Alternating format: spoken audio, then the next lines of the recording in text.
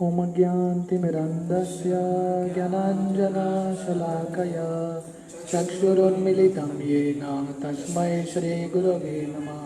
श्रीचैतन्यमनोभीष्टं स्थापितं येन भूतले स्वयं रूपा कदा मह्यं ददाति स्वपदान्तिकं।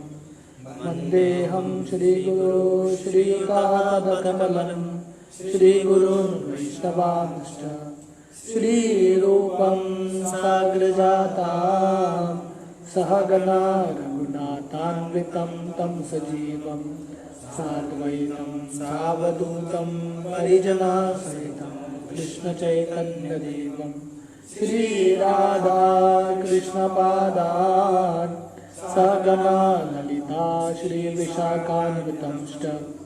नमो ॐ विष्णुपादाय कृष्णप्रेष्ठाय भूतले श्रीमते भक्तिवेदान्त स्वामीति नामिने। नमस्ते सरस्वती देवे गौरवाणी प्रचारिणे निर्विशेष शून्यवादी पाश्चात्यदेशतारिणे। वञ्चाकल्पतरुभ्यश्च कृपा सिन्धुभ्येव च पतितानां पावनेभ्यो वैष्णवेभ्यो नमो नमः। जय श्री कृष्ण चैतन्य प्रभु नित्यानंद श्री अद्वैत गदाधर श्रीवासादि गौर भक्तवृंद। हरे कृष्णा कृष्णा कृष्णा हरे हरे, हरे राम राम राम हरे हरे। हरे कृष्णा। तो आज सुबह हम चर्चा कर रहे थे कि कैसे जब भीष्मदेव देखते हैं कि पांडु के पुत्र पांडव उनके सामने आए हैं और उनके आंखों में आंसू है कि अभी भीष्मदेव शरीर छोड़ के जाने वाले हैं, इतना साल का जो संबंध है अभी टूटने वाला है। तो भीष्मदेव उनको देख के, पांडवों को देख के भीष्मदेव के आंख से आंसू आता है, क्योंकि भीष्मदेव पांडवों की जिंदगी में जो भी कष्ट हुआ है वो सबको याद करते हैं कि इतना कष्ट सहन करना पड़ा पांडवों को। तो इसलिए वो याद करते हुए वो श्लोक बोलते हैं टेक्स्ट 12 में, अहो कष्टम अहो न्यायम यद्यूयम धर्मनंदन जीवितम नार्थ क्लिष्टम विप्र धर्माच्युताश्रय। वो बोलते हैं कि आपके ज़िंदगी में, हे पांडव, आपकी ज़िंदगी में इतना कष्ट हुआ है, इतना अन्याय हुआ है, आप सब धर्म नंदन है, धर्म के पुत्र है, साक्षात धर्म के पुत्र है, फिर भी आपके जिंदगी में इतना कष्ट हुआ है। आपने ब्राह्मणों का सहारा लिया है, धर्म का सहारा लिया है और कृष्ण का सहारा लिया है, फिर भी आपके जिंदगी में कष्ट होता है। तो प्रभुपाद तात्पर्य में लिखते हैं कि ये भौतिक दुनिया ऐसा है कि भक्त है कि अभक्त है, कष्ट तो आने वाला ही है। तो भक्तों क्या करना चाहिए? इन 3 चीज़ों का आश्रय लेना चाहिए। सक्सेसफुल लाइफ क्या है? अगर हम ब्राह्मण का आश्रय लेंगे, वैष्णवों का आश्रय लेंगे, धर्म का आश्रय लेंगे और कृष्ण का आश्रय लेंगे, हमारे ज़िंदगी में कष्ट भी आएगा तो हमको दुखी होने की ज़रूरत नहीं है। तो इसलिए श्रील प्रभुपाद लिखते हैं, as long as a person is in cooperation with the wishes of the Lord, guided by bona fide brahmanas and Vaishnavas and strictly following the religious principles, one has no cause for despondency, however trying the circumstances of life. तो अगर हमने ब्राह्मणों वैष्णवों का आश्रय लिया है, कृष्ण का आश्रय लिया है, धर्म का आश्रय लिया है, तो जिंदगी में कितना भी कष्ट आए दुखी होने की ज़रूरत नहीं है, क्योंकि हम सही मार्ग में हैं। तो उसके बाद भीष्मदेव कुंती के कष्ट को याद करते हैं। पुत्रों को इतना कष्ट हुआ तो कुंती जो पांडवों की माँ है उनको कितना कष्ट हुआ होगा। तो बहुत सारे लोग हमेशा कर्ण के बारे में बोलते रहते हैं कि कर्ण के ज़िंदगी में अन्याय हुआ है। तो कर्ण का हमेशा ये कंप्लेन था, मैं जब छोटा बच्चा था कुंती ने मुझे छोड़ दिया। पर कोई कुंती का कष्ट देखता नहीं है। जब महाभारत के युद्ध में कृष्ण जाके कर्ण को बोलते हैं कि तुम कुंती के पुत्र हो, तुम आ जाओ इस तरफ, पांडवों के साइड में आ जाओ, युधिष्ठिर तुमको राजा बना देगा। कर्ण बोलते नहीं, मैंने दुर्योधन का नमक खाया है, दुर्योधन मेरा दोस्त है, मैं उसको कभी छोड़ नहीं सकता। तो वो कर्ण कुंती को प्रॉमिस करता है क्या प्रॉमिस करता है कि आपके हमेशा 5 पुत्र ही रहेंगे। कर्ण भी कुंती का पुत्र था, तो टोटल मिलके कुंती के कितने पुत्र हैं? 6। तो कर्ण कुंती को बोलता है आपके 5 पुत्र रहेंगे, मैं बाकी चारों को मारूंगा नहीं, पर अर्जुन या मैं, हम दोनों जिंदा नहीं रह सकते। और कर्ण को लग रहा था कि कुंती के ऊपर बहुत बड़ा कृपा कर रहा है वो। अगर कोई माँ को जाके बोलेगा कि आपके एक बच्चे को आपको छोड़ना पड़ेगा, तो माँ को कितना दर्द होता होगा। तो कुंती के ज़िंदगी में बचपन से लेके अंत तक कुंती के ज़िंदगी में कष्ट ही कष्ट था, राइट। तो जो जब पुत्र दुखी रहते हैं, पुत्र से ज़्यादा कौन दुखी रहता है? जो माँ है। तो कुंती का जो कष्ट देख के भीष्मदेव याद कर रहे हैं कि कुंती को कितना सहन करना पड़ा, हाँ, ये परिवार में आके। और आगे जाके भीष्मदेव बोलते हैं कि ये सब होते हुए आपने ब्राह्मणों का आश्रय लिया है, वैष्णवों का आश्रय लिया है, धर्म का आश्रय लिया है, और कृष्ण आपके साथ है, कृष्ण आपके मित्र है। इतना होते हुए भी आपके जिंदगी में कष्ट क्यों आया? इसका कारण क्या है? सर्वम काल कृतम मन्ये भवताम च यद अपरियम सपालो यद वशे लोको वायोरिव गनावली। In my opinion this is all due to inevitable time. ये सब किसके वजह से है? काल के वजह से। तो काल मतलब भगवान की इच्छा। भक्तों के जिंदगी में काल मतलब भगवान की इच्छा। तो भगवान की इच्छा से आपकी जिंदगी में कष्ट हुआ है। तो प्रभुपाद तात्पर्य में लिखते हैं, ऐसा नहीं कि पांडवों ने पाप किया है उसके वजह से ये कष्ट हो रहा है, नहीं, उन्होंने कभी जिंदगी में पाप नहीं किया। उनके जिंदगी में कष्ट क्यों हो रहा है? कृष्ण का इच्छा था इनके जिंदगी में कष्ट होना चाहिए, कृष्णा's प्लान। और ये कृष्ण के प्लान को कौन समझ सकता है? अगले श्लोक में भीष्मदेव बोलते हैं, भगवान के प्लान को कोई समझ नहीं सकता। टेक्स्ट 15, यत्र धर्म सुतो राजा गदा पानीर वृकोदरः कृष्णो स्त्री गांडीवं चापम सुहृद कृष्ण ततो विपत। बोलते हैं ये पांडव आपकी जिंदगी में कॉम्बिनेशन देखो, युधिष्ठिर को बोल रहे हैं इतना सब होते हुए भी आपके जिंदगी में कष्ट है, तो उसका एक ही कारण है, भगवान का इच्छा है। Oh how wonderful is the influence of inevitable time. तो भीष्मदेव बोल रहे हैं देखो काल का प्रभाव कितना है, कृष्ण की जो इच्छा है कितना है। It is irreversible, otherwise how there can be reverses in the presence of King Yudhishthira, the son of demigod controlling religion. तो पांडवों की जिंदगी में कष्ट आया किसके प्रेजेंस में? युधिष्ठिर के प्रेजेंस में। युधिष्ठिर कौन है? स्वयं धर्मराज है, पर्सोनिफिकेशन ऑफ धर्म। और सिर्फ युधिष्ठिर धर्मराज नहीं है, उनके साथ भीमा भी है। भीमा कौन है? The great fighter of the club Vrikodar. तो भीमा है जो इतने शक्तिशाली है, धर्म के स्वयं मूर्तिमान स्वरूप है युधिष्ठिर। भीमा है the great bowman Arjuna with his mighty weapon Gandiva, उनके साथ अर्जुन भी है। युधिष्ठिर है, धर्मराज है, भीमा है जो वृकोदर है, अर्जुन है अपने गांडीव के साथ, and above all the Lord the direct well-wisher of the Pandavas. इतना ही नहीं, पांडवों की जिंदगी में हमेशा कृष्ण है, हमेशा कृष्ण उनके साथ थे। सुहृद, सुहृद का मतलब है एवर वेलविशर। श्रील प्रभुपाद जब भी अपने शिष्यों को लेटर लिखते थे, प्रभुपाद एंड में साइन करते थे, you are ever well-wisher AC Bhaktivedanta Swami. तो कृष्ण कौन है? सुहृदम सर्वभूतानाम, सबके वेलविशर है। तो युधिष्ठिर के परिवार में युधिष्ठिर स्वयं है जो धर्मराज हैं, भीम है, अर्जुन है, कृष्ण है। तो इन सब के बावजूद पांडवों के जिंदगी में बहुत कष्ट आता है। Purport, as far as the material or spiritual resources were required, there were no scarcity in the case of the Pandavas. तो पांडवों के परिवार में भौतिक रूप से या आध्यात्मिक रूप से बिल्कुल कमी नहीं था। भौतिक रूप से भीम थे और अर्जुन थे, मोस्ट पावरफुल वॉरियर्स। और आध्यात्मिक रूप से युधिष्ठिर है जो धर्म के राजा हैं, स्वयं धर्म के मूर्तिमान स्वरूप हैं। और कृष्ण है जो भगवान है।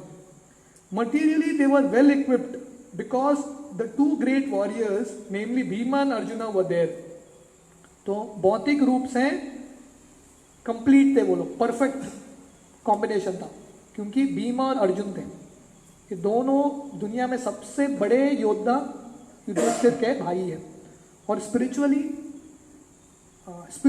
The king himself was the symbol of religion, and above all of them the personality of God and Lord Shri Krishna was personally concerned with their affairs as the well wisher. तो आध्यात्मिक रूप से, भौतिक रूप से अर्जुन और कृष्ण भीमा है जो सबसे शक्तिशाली हैं, और आध्यात्मिक रूप से युधिष्ठिर स्वयं है जो धर्म के राजा है। तो युधिष्ठिर इतना धर्म का पालन करते थे, उनके मन में एक गलत विचार भी नहीं आता था, एक गलत विचार भी उनके मन में नहीं आया।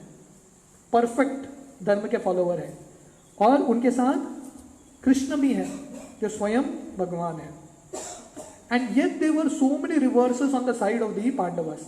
तो इतना होने के बावजूद, भौतिक रूप से सबसे सक्सेसफुल, सबसे शक्तिशाली, आध्यात्मिक रूप से सबसे शक्तिशाली होने के बावजूद उनके जिंदगी में बहुत सारा कष्ट, एक के बाद एक कष्ट होने लगा।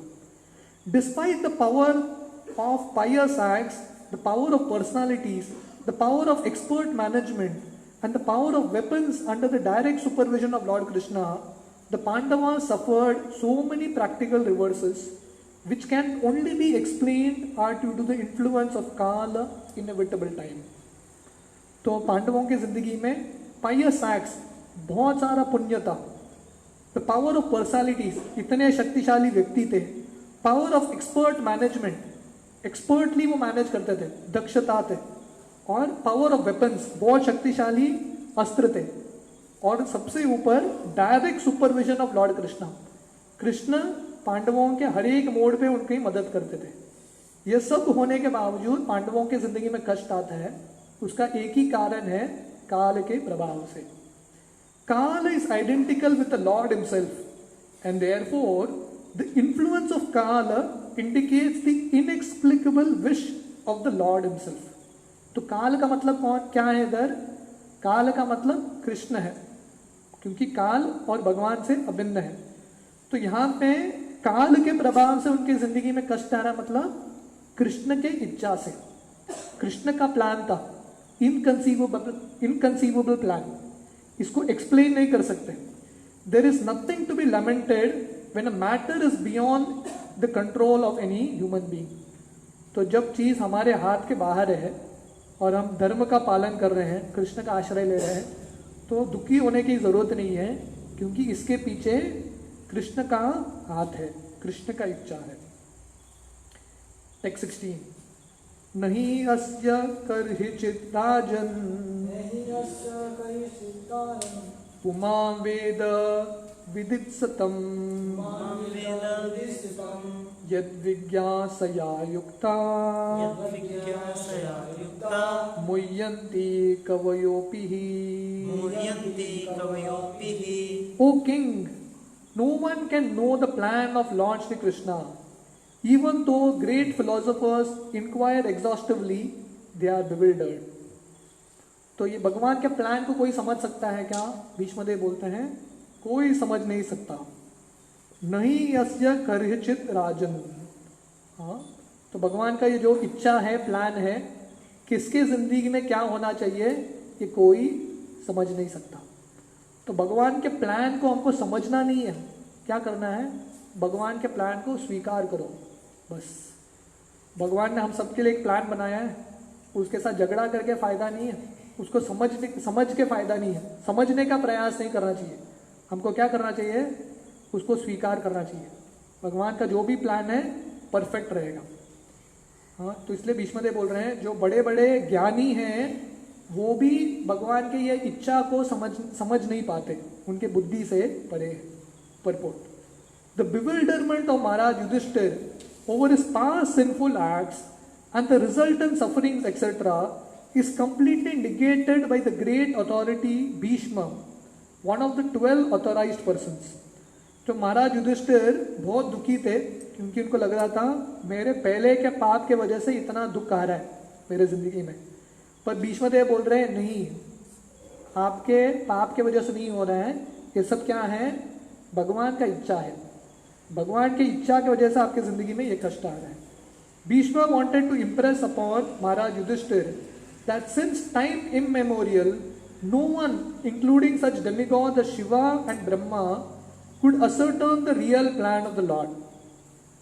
तो भीष्मदेव बोलना चाहते हैं कि युधिष्ठिर को आप क्या भगवान का प्लान समझेंगे, ब्रह्मा जी और शिव जी भी भगवान के इच्छा को समझ नहीं सकते।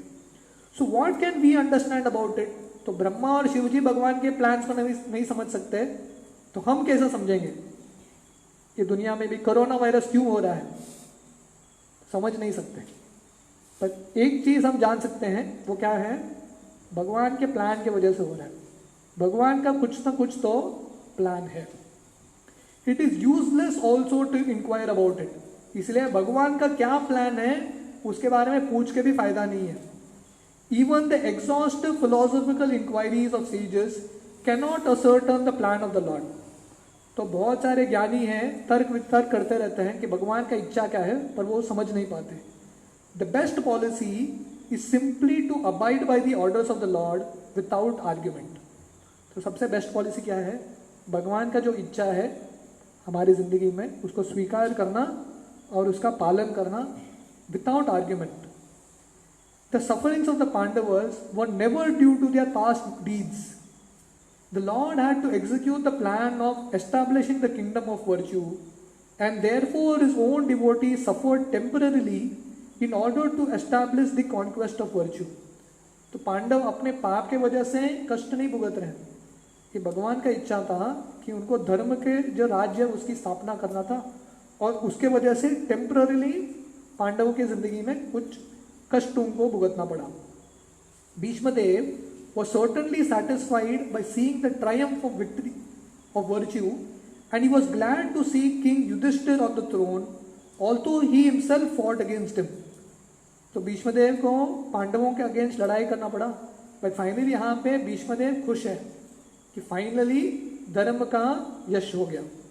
हाँ, अभी युधिष्ठिर राजा बन गए। Even a great fighter like Bhishma could not win the battle of Kurukshetra, because the Lord wanted to show that vice cannot conquer virtue regardless of who tries to execute it. तो बहुत बार ये प्रश्न उठता है कि भीष्मदेव तो महाजन है, तो उनको कौरवों के साइड से क्यों युद्ध किया उन्होंने, हाँ, पांडवों के साइड से क्यों युद्ध नहीं किया? क्योंकि भगवान भीष्मदेव से एक मैसेज देना चाहते हैं कि भीष्मदेव जैसा भी महान हस्ती, इतने शक्तिशाली योद्धा अधर्म के साइड पर रहेंगे तो उनका जो पतन है वो निश्चित है, राइट। तो भीष्मदेव जैसे भी योद्धा कौरव के साइड में रहेंगे तो अल्टीमेट विक्ट्री किसका होगा, धर्म का ही होगा। तो ये पॉइंट कृष्ण बताना चाहते हैं। Bhishmadeva was a great devotee of the Lord, but he chose to fight against the Pandavas by the will of the Lord, because the Lord wanted to show that a great fighter like Bhishma cannot win on the wrong side. तो भीष्मदेव भगवान के महान भक्त हैं, फिर भी वो पांडवों के अगेंस्ट कौरव के साइड से लड़ते हैं, क्योंकि भगवान पूरे दुनिया को सिखाना चाहते हैं कि अगर भीष्मदेव जैसा भी योद्धा अधर्म के साइड में है तो उसका जो हार निश्चित है, और फाइनली विक्ट्री किसका होगा, धर्म का ही होगा। टेक्स्ट 17, तस्मात् इदं दैवतंत्रम् व्यवस्य भरतश्रभ तस्यानु विहितो नाता नाता पाहि प्रजा प्रभो। O best among the descendants of Bharata, Yudhishthir, I might maintain therefore that all this is within the plan of the Lord. Accepting the inconceivable plan of the Lord, you must follow it. You are now the appointed administrative head, and my Lord, you should now take care of those subjects who are now rendered helpless. तो इस तरह से भीष्मदेव युधिष्ठिर को बोल रहे हैं, ये सब किसके वजह से हुआ है? जो कुरुक्षेत्र का युद्ध है आपके कारण नहीं हुआ है। तो युधिष्ठिर को क्या लग रहा था कि पूरे कुरुक्षेत्र का युद्ध का कारण मैं ही हूँ, मेरे वजह से ये पूरा युद्ध हुआ है। तो भीष्मदेव बोल रहे नहीं, ये सब किसका इच्छा है? भगवान का इच्छा है। भगवान का प्लान था ये युद्ध होना चाहिए और जो दुर्योधन और बाकी जो राजा हैं उनका नाश होना चाहिए। और फाइनली भगवान का ये प्लान है कि अभी आपको राज्य करना चाहिए। ये कृष्ण का प्लान है। तो इसलिए आपको क्या करना चाहिए? भगवान के प्लान को स्वीकार करो। जैसे पहले के ज़िंदगी में जो कष्ट आया आपने स्वीकार किया, भगवान का प्लान है। तो वैसे ही अभी आपका अच्छा समय आया है, अभी आपका समय है कि राज्य मिला है, तो इसको भी स्वीकार करो। तो भक्त के ज़िंदगी में जो भी होता है वो क्या कैसे देखता है? ये कृष्ण का प्रसाद है। प्रसाद का मतलब क्या है? कृपा। तो कष्ट भी आता है तो कृष्ण का प्रसाद है, और सुख भी आता है तो कृष्ण का प्रसाद है।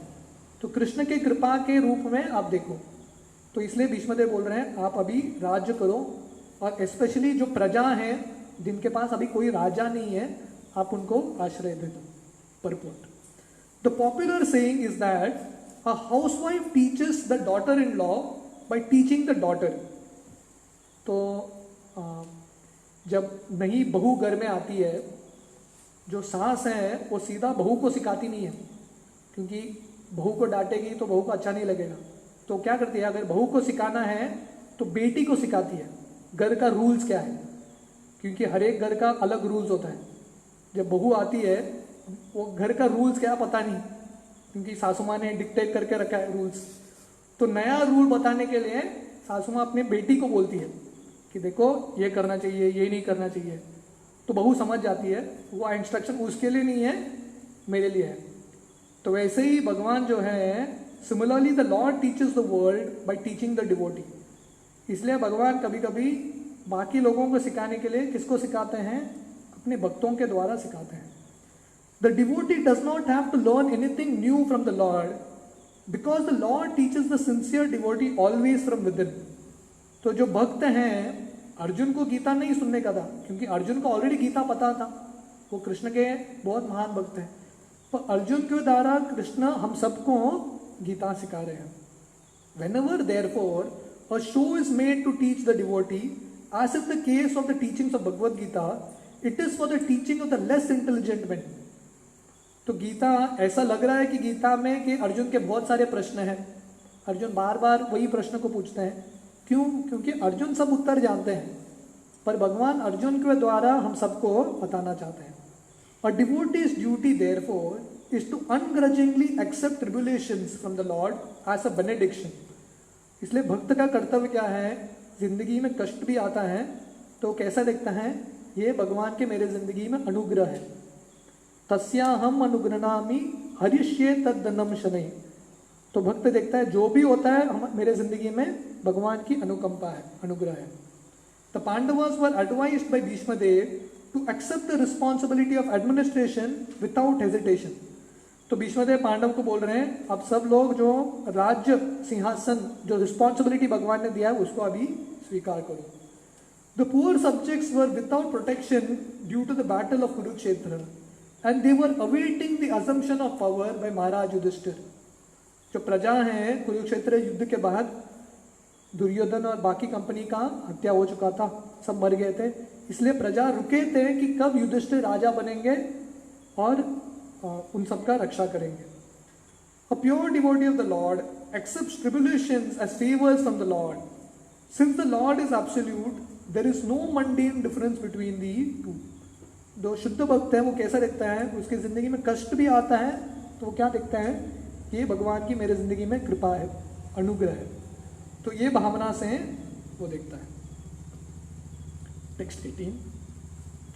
एष वै भगवान साक्षात् आद्यो नारायण पुमान् मोहयन् मायया लोकम् गूढ़श्चरति वृष्णिषु। This Shri Krishna is no other than the inconceivable original personality of Godhead. He is the first Narayan, the supreme enjoyer, but he is moving amongst the descendants of King Vrishni just like one of us, and is bewildering us with his self-created energy. तो भीष्मदेव कृष्ण को point out करते हुए बोलते हैं, ये जो कृष्ण है पूर्ण पुरुषोत्तम भगवान है, एष वही भगवान साक्षात, तो साक्षात भगवान है। आद्यो नारायण पुमा, वो भगवान नारायण के भी स्तोत्र है, is the first Narayan.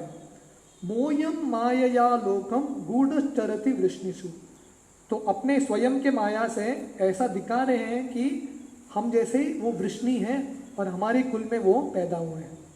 Purport, the Vedic system of acquiring knowledge is the deductive process.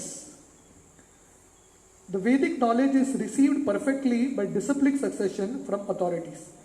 तो ज्ञान पाने का दो तरीका है, एक को बोलते हैं असेंडिंग प्रोसेस, दूसरा है डिसेंडिंग प्रोसेस। असेंडिंग प्रोसेस मतलब अपने मन से हम ऊंचे चीज के बारे में समझने का प्रयास करते हैं, इसको असेंडिंग प्रोसेस बोलते हैं, आपके हमारे मन के तर्क से, मेंटल कॉन्कॉक्शन। डिसेंडिंग प्रोसेस क्या है, भगवान से जो ज्ञान आता है, ऊपर से जो ज्ञान आता है उसको डिसेंडिंग प्रोसेस बोलते हैं, परंपरा का जो ज्ञान है। Such knowledge is never dogmatic as ill conceived by less intelligent persons. The mother is the authority to verify the identity of the father. तो बहुत लोग बोलते हैं कि हमको गुरु से ज्ञान क्यों स्वीकार करना है, भगवान से गीता क्यों सुनना है, मैं अपना ही ज्ञान प्राप्त करूंगा क्योंकि मेरे हृदय में भी भगवान है, तो मैं अपने तर्क से भगवान कौन है समझ जाऊंगा। तो वो कैसा है, जैसे छोटी बच्ची अपने स्वयं के पिता को ढूंढना चाहती है, उसने अपने पिता को नहीं देखा है, तो अगर वो हर जगह हर व्यक्ति को ढूंढते रहेगी मेरे पिता कौन है, तो उसका समय व्यर्थ होगा। तो उसको क्या करना चाहिए, अपने माँ के पास जाना चाहिए और पूछना चाहिए मेरे पिता कौन है, माँ बताएगी। वैसे ही शास्त्र हमारे माँ है और शास्त्र बताते हैं कि हमारे पिता कौन है, who is our supreme father, भगवान कौन है वो शास्त्र बताता है। इसलिए जो बुद्धिमान व्यक्ति है शास्त्र को अप्रोच करता है और कृष्ण कौन है, भगवान कौन है वो समझता है। She is the authority for such confidential knowledge, therefore authority is not dogmatic.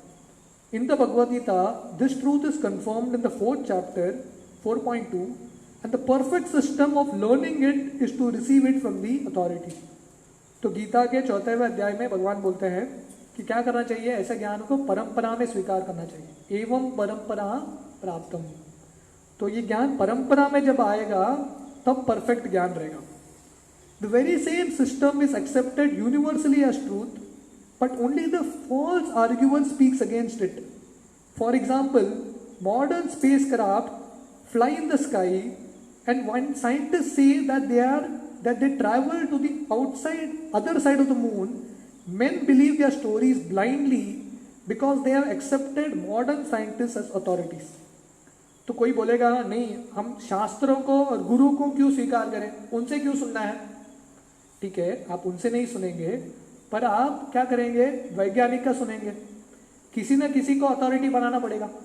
और वैज्ञानिक क्या बोलेंगे, वैज्ञानिक बोलेंगे हम चंद्रमा पे जाके आए, अगर हम तो नहीं देख सकते वो गए कि नहीं गए, हम क्या करेंगे, बोलेंगे हाँ आप जाके आए। वो जो बोलते हैं उसमें उसके हाँ में हाँ मिलाते हैं।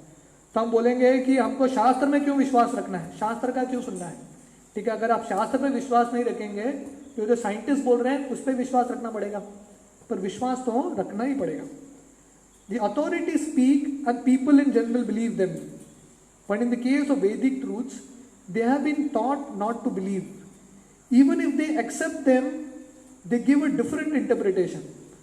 तो लोग बोलते हैं हम साइंटिस्ट जो बोलेंगे उसको फॉलो करेंगे क्योंकि वो हमारे आचार्य हैं, और जो सही में आचार्य बोलते हैं उसका हम पालन नहीं करेंगे। पालन भी करेंगे तो तोड़ मोड़ के अलग अलग अर्थ निकालते हैं।